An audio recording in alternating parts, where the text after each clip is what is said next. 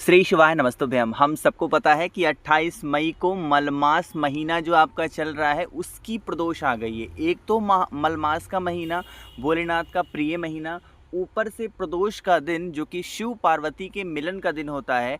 उस दिन अगर आप आंकड़े के फूल को लेकर छोटा सा उपाय करते हैं तो आपकी मनोकामना तो पूरी होगी होगी, साथ ही साथ आपके घर की परिवार की जो बीमारियां हैं वो भी खत्म हो जाएंगी।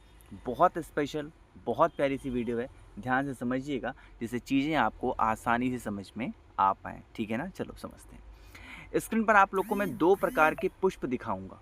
ठीक, देखो, दो प्रकार का पुष्प कहने का मतलब है कि पुष्प एक ही है, बस उसके जो रंग हैं वो दो हैं। ठीक, अलग अलग रंग के आंकड़े के ही दो पुष्प होते हैं। एक आंकड़े का पुष्प होता है सफ़ेद और एक होता है हल्का सा ब्लू कलर में, हल्का सा नीले में, है ना। दोनों पुष्पों को चढ़ाने का जो नियम है वो अलग है और जो उसके फ़ायदे हैं वो भी डिफरेंट हैं। जैसे अगर आपके घर में कोई व्यक्ति बीमार हो, कोई भी व्यक्ति बीमार रहता है छोटी बड़ी बीमारियों को लेकर के, तो आप सफ़ेद आंकड़े के पुष्प को चढ़ाओ। लेकिन अगर आप किसी भी मनोकामना के लिए इस उपाय को कर रहे हो तो आपको क्या चढ़ाना है, इस प्रकार से ब्लू वाला जो आंकड़े का पुष्प होता है वो। दोनों पुष्प को खोजने की आवश्यकता नहीं है, ईजिली अवेलेबल है हर जगह पे। तो अब यहाँ पर जैसे मान लो कि आपके घर का कोई ऐसा व्यक्ति है जो बीमार रहता हो तो उसको सफ़ेद आंकड़े के फूल, लेकिन फ़ायदा तो मैंने आपको बता दिया, लेकिन चढ़ाने की जो विधि होगी वो डिफरेंट होगी। ध्यान समझिएगा, जब कभी भी आंकड़े के पुष्प का उपाय मैंने बताया है, आपको एक ही चीज़ समझाने की मैं पूरी कोशिश करता हूँ बच्चा, कि प्लीज़ आंकड़े के पुष्प को चढ़ाने के बाद जो जल चढ़ाओगे उस जल को रोक करके ना तो आचमन करना है, ना तो आँखों पे लगाना है और ना उस जल का छिड़काव करना है, क्योंकि आंकड़े का जो पुष्प होता है वो जहरीला होता है। अगर वो पानी के साथ, जल के साथ आपने उसको रोका और अपने आँखों में लगाया, अपने हाथों पे लगाया, तो इससे क्या होगा, आपको भारी नुकसान हो सकता है ना।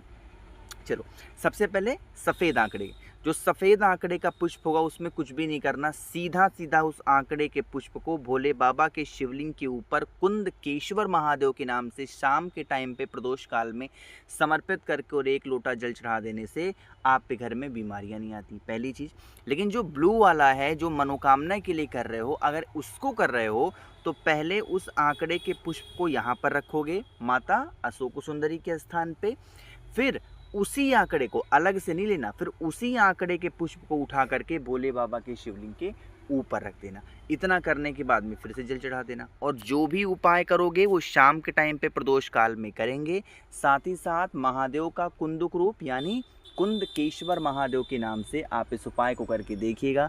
जितनी भी प्रकार की बीमारियां होंगी, प्रॉब्लम्स होंगी, समस्या होगी, वो सारी समस्या, सारी प्रॉब्लम्स आपकी ख़त्म ज़रूर हो जाएंगे। ठीक है ना। आंकड़े का पुष्प इस समय ईजिली अवेलेबल है हर जगह पे, तो परेशान नहीं होना है, हर इंसान को इस उपाय को करना है।